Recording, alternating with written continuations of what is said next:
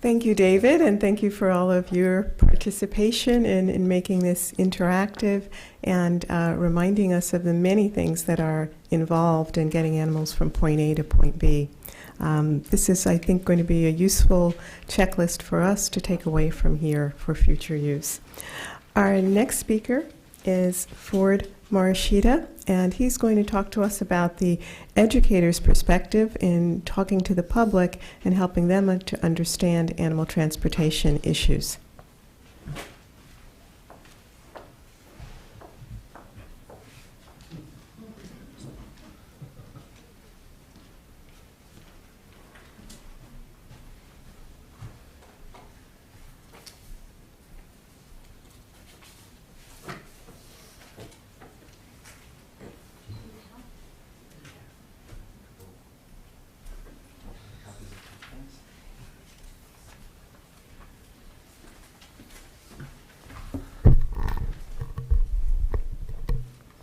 Okay. You know, one of the challenges I had was trying to distill my presentation down to 15 minutes. And so just goes to show you, I guess I should have left some other slides in. You know, first of all, I want to thank Lita and the ILR Roundtable for allowing me the opportunity to kind of join in the planning for this workshop.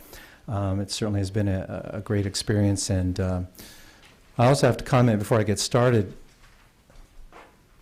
is, I don't know about you, you are all sort of embedded in the field of animal research. Me, I've been involved with animal research, certainly more cellular, on the cellular level, but it was so eye-opening to me in terms of all the information that was shared. And so one of the things I'd like you to think about is, that serves as a bit of a context for what we're going to talk about today, is how do you take an immense amount of information that's related to one topic that certainly spiders out and has a lot of connections to a lot of things. How do we organize that information in sort of an easier, accessible, and conveniently accessible sort of site that everybody, the lay public, students, teachers, etc., can access that information? I think if you look at it that way, one of the barriers in really understanding issues like a sub sort of topic to animal research certainly is animal transportation. So how do you kind of fit all of that information together in one place that can be accessible, that touches on all these other sort of subtopics? And I think both the lay public and the education sort of arena would both benefit a lot from that. So having said that, you know, I know at this time of the day is certainly the second day, you want a little bit of energy. So, you know, being a former biology teacher, I'm going to try to inject some energy a little bit today. And one of the things, I don't know, it's been said that when you hear biology teachers speak, it's a lot like going to a bullfight. You're either going to be bored or gored.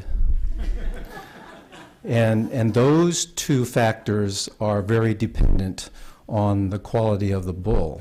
So what I really want to try to say in sort of a energetic way is I'm going to do my best as a teacher to dispel those two kinds of descriptions and really kind of focus on giving you a perspective today that's a little bit different than the other sessions and presentations, because really my sort of role was to kind of describe and construct a perspective about how the public views and can maybe access information about animal transportation. So, you know, I'm not going to give you a lot of slides laden with a lot of specific information, but I am going to kind of ask you to participate with me in kind of building and constructing what that perspective might be.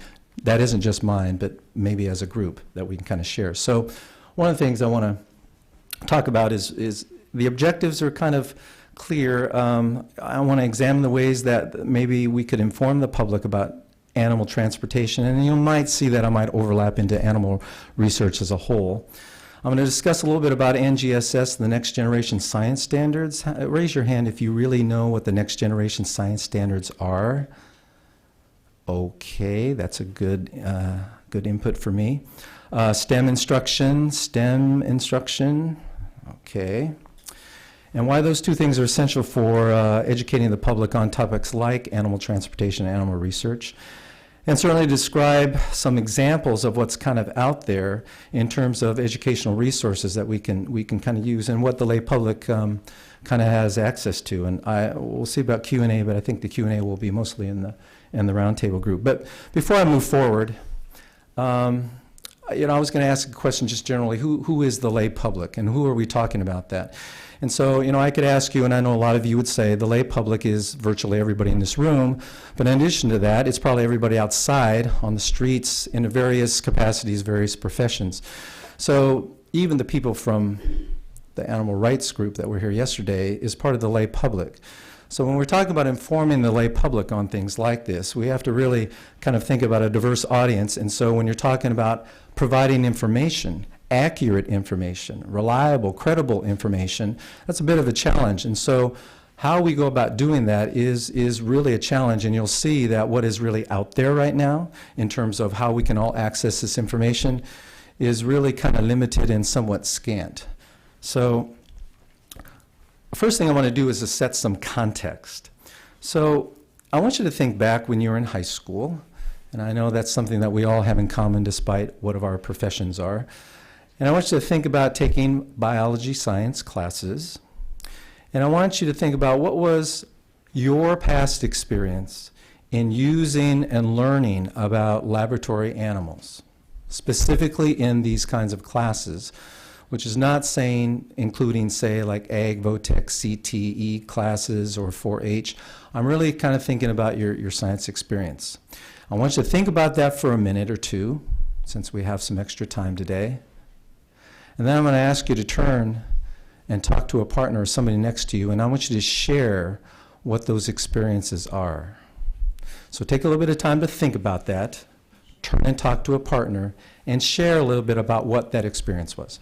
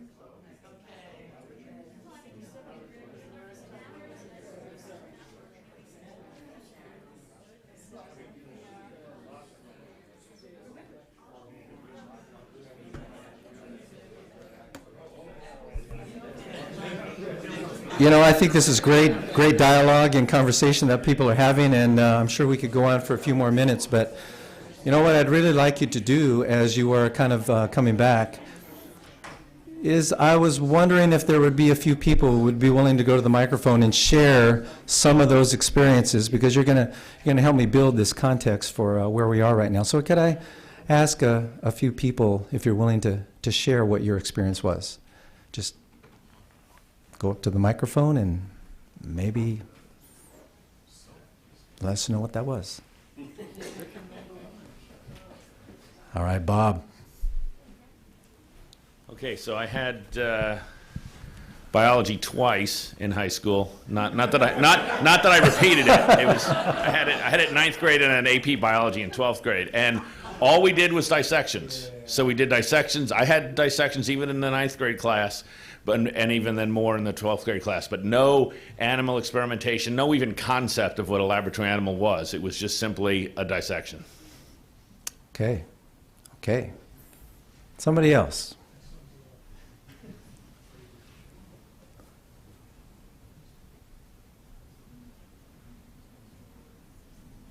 Well, I did want to share an experience where early in my career I did have the opportunity to work with a high school in the local area even, where they did have about a dozen rats at a high school level where they, in the psychology course.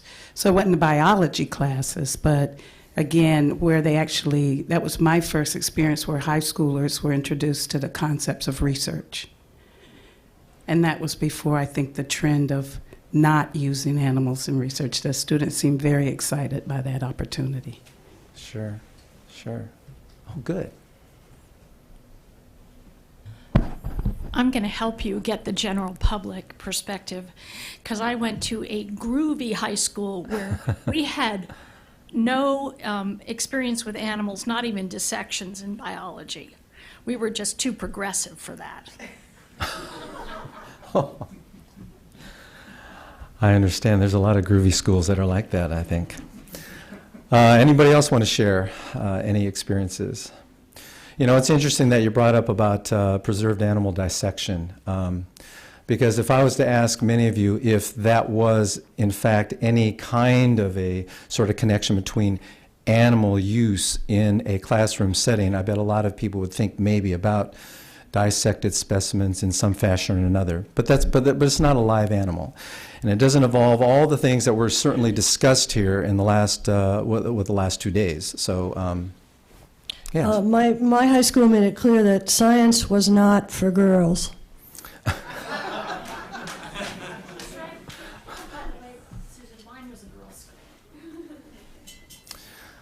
Well, you know, thank heaven that those days are certainly long past. However, my point in really asking this about getting you to think about this sort of idea about your experience is because I don't think that many of you in this room, if you go back, and certainly the age that I am, and that if you go back enough time, there really weren't a lot of experiences where you were going to use animals in any kind of an investigative way, certainly more in care, certainly more learning about traits and all the things that go into with animals, as far as possibly even doing some breeding. But it was never involved in an investigative way. And so we have a lot of students that were kind of steeped into an experience where they didn't really have any idea about doing science, let alone doing any kind of animal research. So one of the important thing about the context that sets is that you're still dealing with a fair number of schools, trust me, that don't really embark on using live animals in research. I can give you some simple examples. I mean, there are, we have one person that was involved with zebrafish, and their biotechnology is certainly something that is growing in classrooms, but again, it's kind of a specialized sort of field. Unless you have a biology teacher who really has that background and really has a passion, it's not necessarily going to come in the classroom. But some of the things that I was involved in were things like, we used to take Daphnia, and you could look at them underneath the microscope, live Daphnia, and sounds kind of sad a bit, but you could test by using nicotine and a variety of different chemicals to see how that would change the heartbeat of a Daphnia. You could count the beats per minute. You could measure the temperature, all those kind of things. And it was but it was Daphnia, a crustacean. It wasn't really a mammal. So it was a bit of an introduction, but it's really hard and it's very limited, and it's not easy to take animals and bring them into the classroom. So having that serve as a context now, think of you now as the hat of a lay public. So what is it that really, talk about information about animal transportation, animal research. I mean, what is it the kind of information that you want access to, and how is it that you're going to use it in the first place? So, and I want you to think about this presentation as being something that was going to be in 15 minutes. So I did really scale things down. So I'm kind of expanding a few things as I go along. So I'm going to start with the perspective of kind of working higher education, so to speak, and working our way back down. And I want you to think about sort of this continuum, but we're starting at the top. And so if we look at research institutions, R1 institutions. So you got everything from universities as well as other kinds of institutions, National Institute of Health, etc. So what is the kind of information that they have and they provide for the lay public? And I'm going to tell you that most of the conversations I had, and fortunately I have some few professional friends that are kind of in the field, and I mean, could you guess how many kinds of formal seminars, workshops, offerings that are going to occur at either various venues, institutions like either libraries, museums, maybe colleges, where they're going to have these formal seminars about anything dealing with animal research. I mean, how many times are institutions really doing that formally for the lay public? And it's very, very scant. And so when we're talking about information, that's a little bit different because there's a whole lot of requirements and some of those things, and I know I'll be kind of talking to the choir here because you all are all familiar with a lot of the compliance and regulations dealing with animal research. But there's still some lay people maybe in our sort of web virtual community that maybe aren't necessarily familiar. So what I did is I had a whole long list for a while, and then I pared it down. So I'm going to open the link to one of these, and I think what I'll do is I'll go to, let's see. I need, maybe Angela, can you click, is it easy for me to click onto these? Could you click the second one? No. Go back to the, so I want you to click on the UCSF. Is there a way for me to do I do it by touch? I just want to click onto that and open that up. So here is a typical sort of research website that has a whole number of links. And what I really wanted to do, and you know, I was thinking maybe I could scroll this down, but there are a whole lot of links and categories, everything that has to do with animal care, compliance, et cetera, et cetera. This is broken down into different sort of areas of, certainly of expertise. There are even other areas at UCSF that specifically deals with animal transportation. So the problem is that you have all of these links. I mean, it's almost daunting to look at them. And I could click onto these, and they give a lot of this plethora of information about all of these things that are related to regulations and compliance. The point is that you have all this information, and it's almost overwhelming to think about, well, I don't even know by title whether or not this is information that I was really seeking, because it may not necessarily be clear title to the information that I was really wanting to find out. So, you know, folks can kind of muddle around and they kind of go through this. But every research institution has this. There is a requirement, and everybody is really familiar with the IACUC, you know, looking at the Institutional Animal Care and Use Committee. And so every institution has that. It's designated. There's usually a link to that as well. All the procedures and everything that kind of are linked to that. So my point is that as a lay public person, you jump onto any institution and you want to get information about all these things. It is difficult. You got to wade through it, and sometimes it takes a lot of patience. So it's not an easy way to disseminate and access information. So if we can go out of the link and back to my PowerPoint. Okay, great. So now I'm going to kind of switch from the research institution and look more at the organizations. And again, I know you're all familiar with these. Many of them have done presentations. I am going to jump onto the ALAC website here in a second, but this is a good place for lay public to say, I want to find out some information that are related more to the organizational, operational kinds of aspects of animal research and animal transportation. So getting away from the research institutions themselves, I can access these kinds of links that are going to tell me a lot more about really kind of what goes on from an organizational standpoint. And so I'm sure all of you have looked at ILAR, and USDA has been presented. And I know you're really familiar with ALAC as this sort of, you know, voluntary body, international body that, you know, for people that want to get accreditation. But I would like Angela to click onto that one. And then what I'm going to have her do is scroll down when she opens that. And you know, again, I'm trying to get up to speed on some of these things. So I'm going to have her scroll down to 2003, and there happened to be an ALAC publication that was on animal transportation, and I'm sure many of you probably are familiar with that. It's right, Overcoming the Challenges of Animal Transportation. So if you click onto that link and we blow it up so we can look at it, I'm telling you, it was one of the resources for me that I read before I did most of anything else. And so how many have actually seen this newsletter? I'm just curious. Great. Fair number of you in the field. But what's really nice about this is it's proving my point. Here you have a publication that was dedicated specifically for every aspect of what you want to consider about animal transportation. So all of the regulatory kinds of things, all of the things that Dave was including in his scenario for simulations, things that we have to consider, what is proper documentation, all those things that go along with scenarios as far as what happens if you had to troubleshoot, other kinds of procedures that must be followed. I mean, it was my way of getting up to speed about animal transportation. Now, for anybody to find this document, first of all, I don't know how many lay people would know who ALAC is. And then you'd have to figure out, even if I knew ALAC, I don't know where I would get access to this particular newsletter or this information.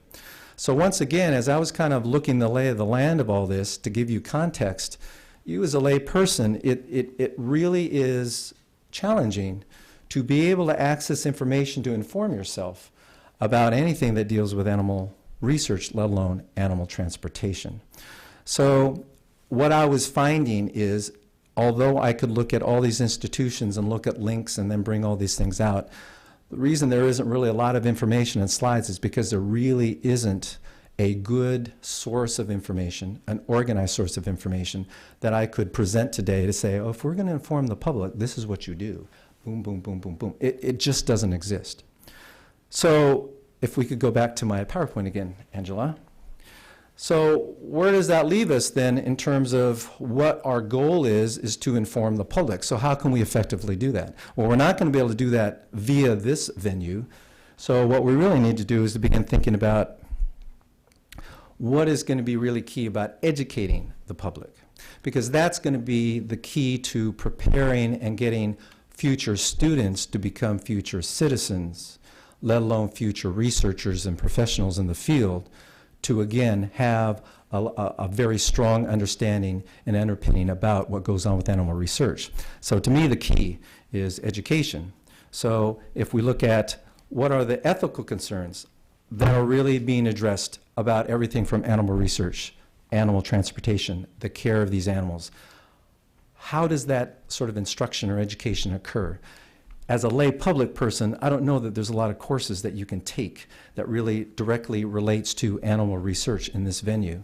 In fact, I can tell you from my conversations and a little bit of research at institutions, it's kind of mixed in terms of the training that a lot of the new PIs, or let's just say the PhD candidates or grad students, what kind of training do they get? Well, they certainly go through a protocol. You know, it's another one of those IACUC sort of requirements.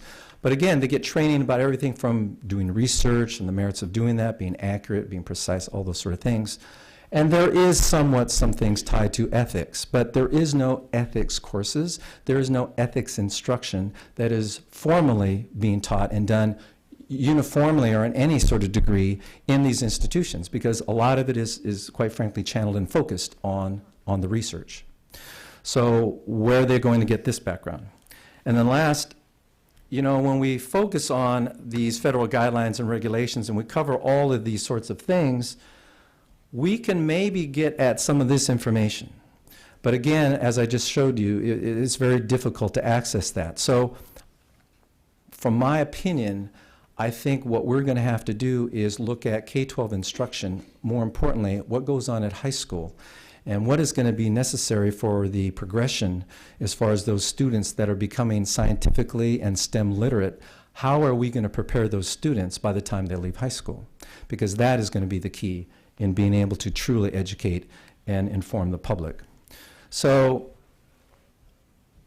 if we look at what the opportunities look like, And I'm just going to ask you to think about what were opportunities that you had to kind of look at animal research and transportation once you even got into college. And I bet that that was kind of mixed and limited as well. So since it's not a uniform practice, and it depends if you started out as a science major or came into that later, or whether or not you even embarked on undergraduate research, which now tends to be more common, but when I was in college, I'm telling you it was not as common until maybe your senior year. I think some of this is changing, but where those experiences are going to come from are pretty limited. So in addition to doing the research, all of these sort of ethical issues arise more than just on animal research, but certainly as these ethical issues arise, what is the instructional practice that is going to need to be delivered by teachers in order to prepare these students to be, again, scientifically literate, as I said. And a lot of this varies across school districts and classrooms, the abilities and skills of teachers, but the only thing that I think is truly going to make a difference is the one thing that a few of you, maybe a couple of you know about, and that's the next generation science standards. So what I want to do is, before I talk a little bit about this, the session today was not my intention to talk about giving you sort of an orientation to NGSS, even though that's one of the things that I do as a professional development person. And you can really go out to the touchboard, and I don't know how many of you have seen that wonderful touch screen that has all the NAP publications. You can get links to, in terms of the science education sort of bubble, and when you kind of touch that one, it'll open up to many resources, and the NGSS standards is one of those, as well as the K-12 science education frameworks. What I am going to do is give you a little bit of kind of the philosophy that kind of generated why we need a next generation science standards, because it's important for you as a lay person to understand why we could not continue with the current science standards and why we had to have new ones. So the NGSS standards was based on kind of a two-step process, and it started with these K-12 science frameworks. And what happened was it impaneled a lot of teachers, a lot of science educators, a lot of higher ed folks, a lot of researchers to look at what was going to be really important and what really made a difference.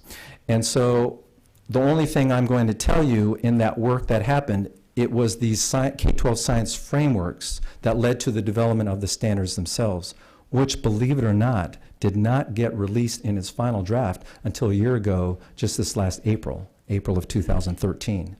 So Oregon adopted them as state standards in the spring, about March of 2014.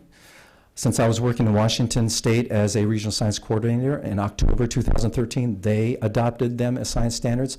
So there's 26 lead states out of the 50 states that are adopting these NGSS standards as the state science standards. And then out of those 26, there's probably 12 right now that have adopted them, and there are more that are jumping on board.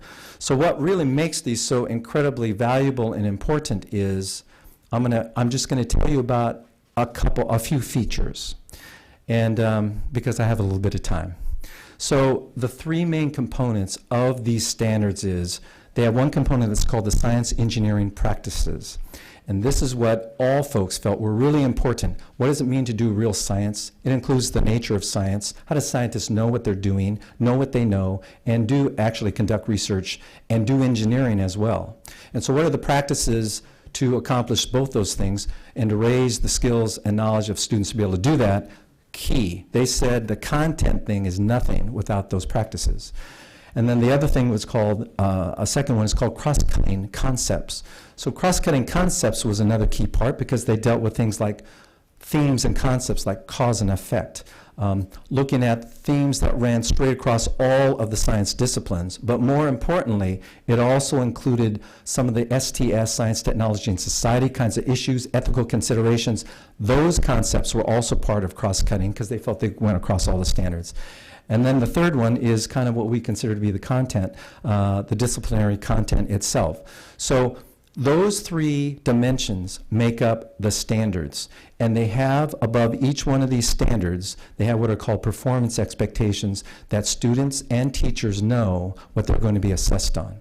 So with all those pieces in place, I need to tell you that the intention of every one of these standards is to move from why do we not want to memorize content, have content acquisition and regurgitation as the goal, but more importantly, we want to, again, take a concept, explore it, investigate it, research it, and actually put it into practice. So that's the only way, authentically, you're going to have students be able to demonstrate what they know and can do, not because they can sort of memorize and regurgitate some content.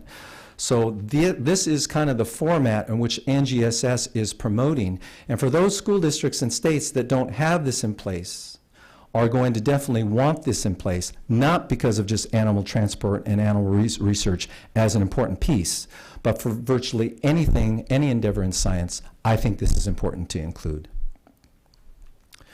So the first thing I'm going to tell you is what I did focus on were two areas of high school, and these you would find on the NGSS website under high school, and this first one is under the section of the dimension Science and Engineering Practices. And this is verbatim straight off of that. And I just want to, again, I'll just have you read through this because I know you're very capable of reading.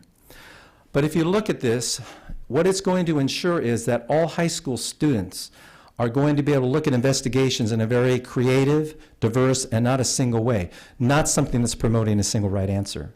And so what are the set of procedures? How do we do what we do? And what is more importantly, what are the technologies that are associated with, again, conducting these investigations?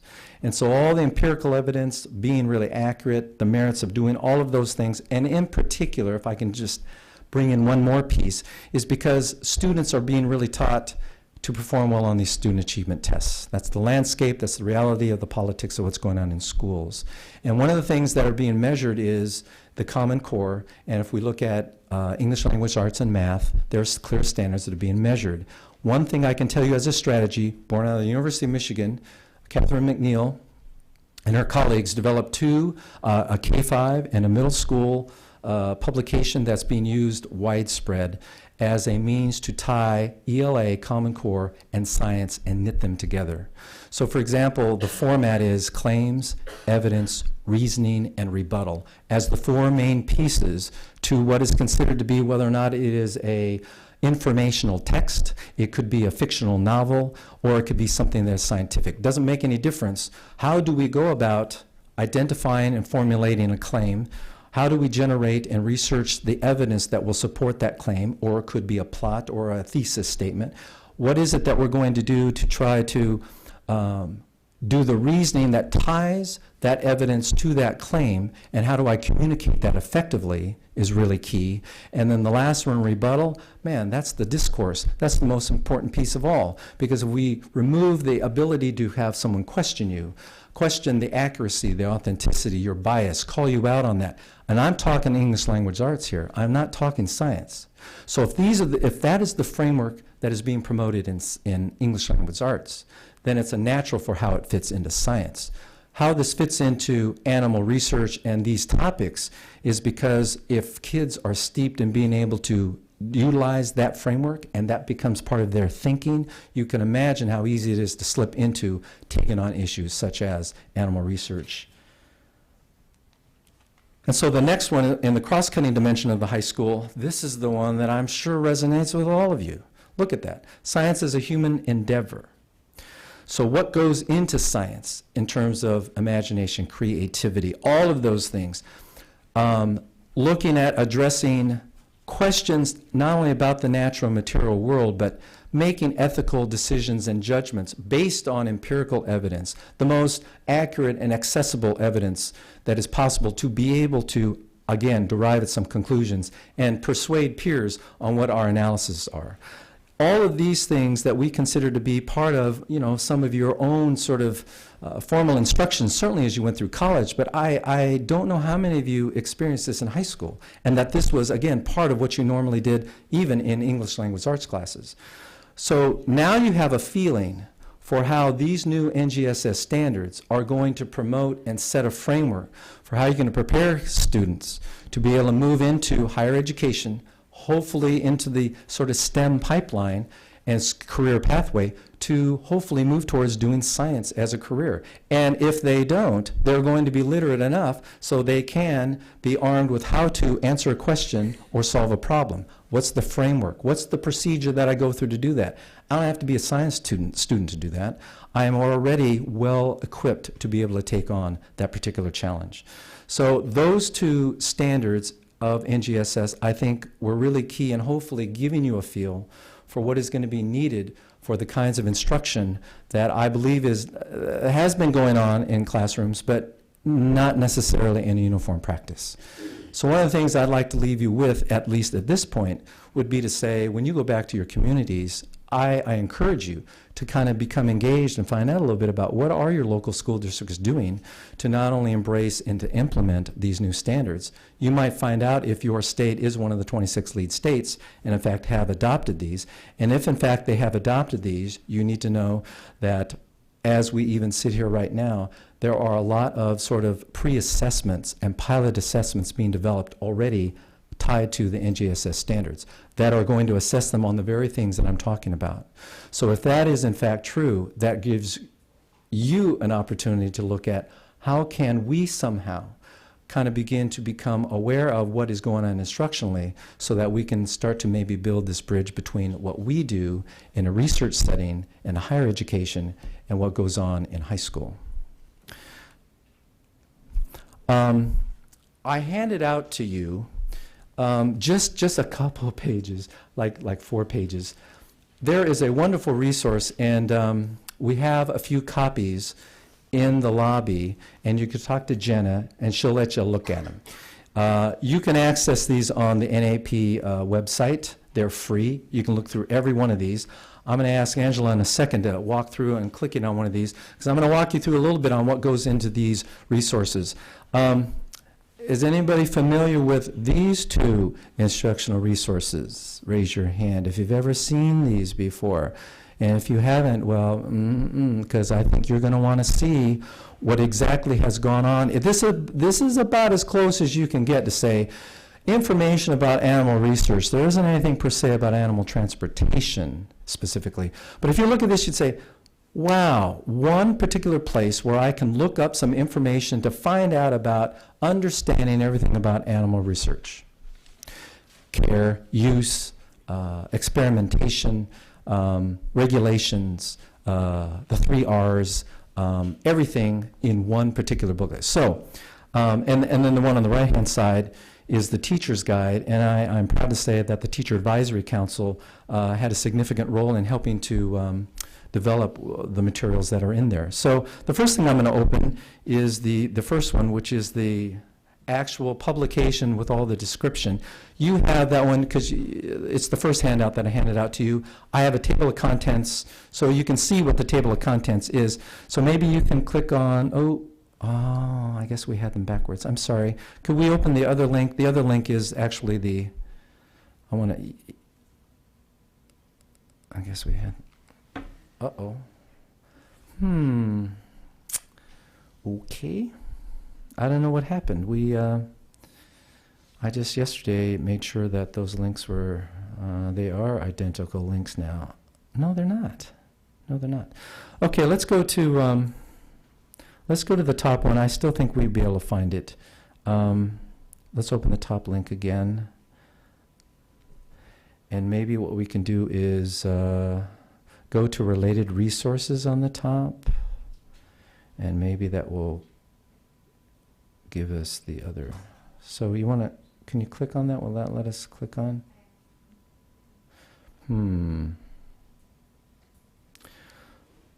Well, that's the only. The ID number at the top, you can change that. Oh, that's true too. In the URL. Right. So maybe if you could look on the slide to see the other IP number. Here's what I wanted to do. I really wanted to just give you an idea. The first handout that I gave you gives you a little bit about kind of the background, the philosophy, everything that was certainly the reasons why we tied into that, and I guess it's not doing that. So see where it says science, medicine, and animal. Well, you could do that too. You could look it up. Meanwhile, while we're working on that is, if you look at the table of contents, you can see all the topics that are listed there. I'm sure if you looked at the publication itself, they did a wonderful job at making this written in a way that the lay public could understand. It wasn't really laden in a lot of very specific kinds of jargon that would be hard to understand. But if you look at the table of contents and look towards the end where it says resources and links, it is incredibly, incredibly important. So why don't we just click on the, oh, good. So on these pages and the following pages, they have virtually one place, like I was trying to describe earlier, where you can look on and find out most anything about any topic related to animal research. A lot of organizations, a lot of research institutions, some of the education resource materials, a number of all those things right at your fingertips. As a teacher practitioner, it's wonderful. So if we find opportunities and ways to bring in animal research and those topics, it would be really easy to do this. And so using this as a resource with all the web links is useful, but it only is useful because it ties to the content that's in that publication.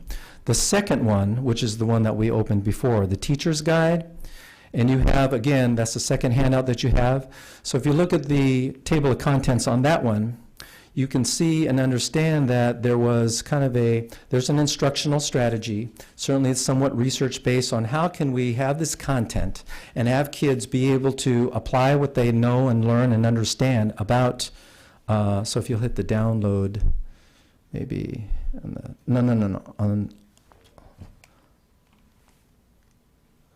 yeah. So what was done and what we were charged with is how can we make all this content and information into an instructional lesson for them to understand. Why is this so difficult? I never had this problem when I opened this before. So one of the things that I wanted to show you was the lesson that we crafted about the 3 R's.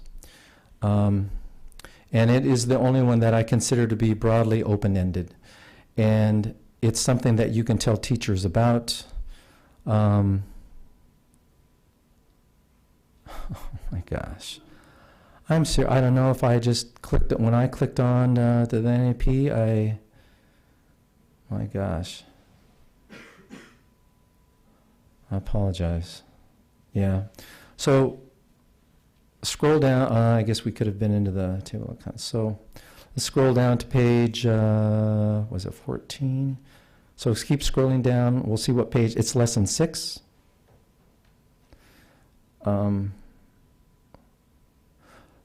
Okay, so there we are. So the intention of this lesson, so it's really kind of nice because there's a teacher sort of description of what is going to go on in this lesson. So you can see what the objectives are, what the summary is going to be, defining what the 3 R's are. There's some sort of questions about the 3 R's and that information, but what they view as kind of an open-ended minds-on activity was to actually create a scenario. And what I really wanted to do was to tie in what David did earlier, because one of the things that teachers like to do a lot is to provide simulations of scenarios via having students sometimes participate as like an advisory board, or they could even be a governing board that makes decisions about animal transport. You can simulate that in the classroom, providing information of all the information needed to understand the issue, and then you give them an opportunity to make decisions about how they would make a decision based on that information. So that's what they did in terms of the 3 R's, and they actually gave a scenario. You can see as far as pharmaceutical company, and they talked about rats that were going to be used in the testing. And so applying the 3 R's, so if we're going to talk about reduce, replacement, and refine, what would be the correct one of those 3 choices? Describe what your reasons would be if you were part of an advisory board or a researcher or whatever role play that you were going to play. What would be the decisions and the merits of why you would make that decision? So this resource, I think, is a really good one for you to use. The publication has come out some time ago, but I think what's really important for you to think about in terms of this context is this is just one educational resource, just one. And so if we really are going to have students be able to take what they know and can do, I'm going to tap into a little bit what Bill was saying, and the pallets and the broken crates, and you got a problem. So one of the things that I did as a coordinator, we had what were called STEM cafes, and we had teachers and administrators go to a variety of STEM businesses. One of the places we went to was a company called Columbia Machines that made all these amazing concrete machines of everything that you and I use and have access to, but they also made palletizers, and they worked with a Japanese company to have a robotic arm that made palletizers that literally stacked, arranged, organized, shrink wrapped, the whole spiel. And what they didn't do is they had problems in trying to figure out how many bags, how big, what's the mass that we would stack on a standard pallet. And so what the teachers that came to the STEM cafe said, you know what, we could devise and develop some STEM challenges for our kids to be able to do if you gave them the information in terms of, on a scale down, what would be some of those considerations that would go into the stacking and the arranging and et cetera on a pallet. And at the same time that you're doing that in terms of mathematical practices, proportional reasoning, which is one of the main Common Core goals, it's easy to integrate those two things together and to teach it to solve a problem, and not to say it's science, not to say it's math, but it's just the idea of solving a problem. So having said that, I think you can kind of get an idea that STEM does fold into this, as well as the NGSS standards, and I hope at least you have a little feel for what this is going to involve. So thank you very much.